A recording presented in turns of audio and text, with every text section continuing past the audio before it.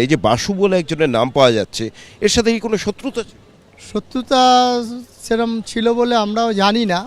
ও যে হঠাৎ করে ওরম গুলি চালাবে ও নিজেও বুঝতে পারেনি। ও বিয়েবাড়ি থেকে বেরিয়ে মেন রাস্তায় যখন উঠেছে তখনই ওকে তাক করে গুলিটা চালায়। এর আগেও তো আপনার ভাইয়ের ওপর হামলা হয়েছে, 2012 সালেও তো গুলিবিদ্ধ হয়েছিলেন, তখন কি করেন? তখন ওই ধাক্কাধাক্কি করেছিল, ঠেলাঠেলি করে জামা টামা ছিঁড়ে দিয়েছিল। তখন ওকে পুলিশ ধরে নিয়ে গেছিল, ও জেলও কেটেছে। ওই ওই ওই ছেলেটাই। হ্যাঁ, বাস। এর আগের গন্ডগোলটা কি নিয়ে হয়েছিল 2012 সালে? ও হঠাৎ করে পার্টি অফিসে গিয়ে ধাক্কাধাক্কি মারামারি করে। তার মানে এই বাসুও পার্টি অফিসে যেত? না, ও হামলা করতে গেছিল পার্টি অফিসে।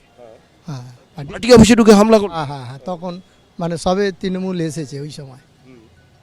মানে কেন, কারণটা কি? কারণটা ঠিক বোঝা যাচ্ছে না। আপনার ভাই কত বছর ধরে প্রধান?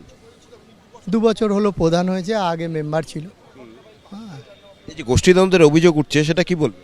না, এটা কোনো গোষ্ঠীদ্বন্দ্ব বলে আমি দেখছি না। বাসু পার্টি করে না।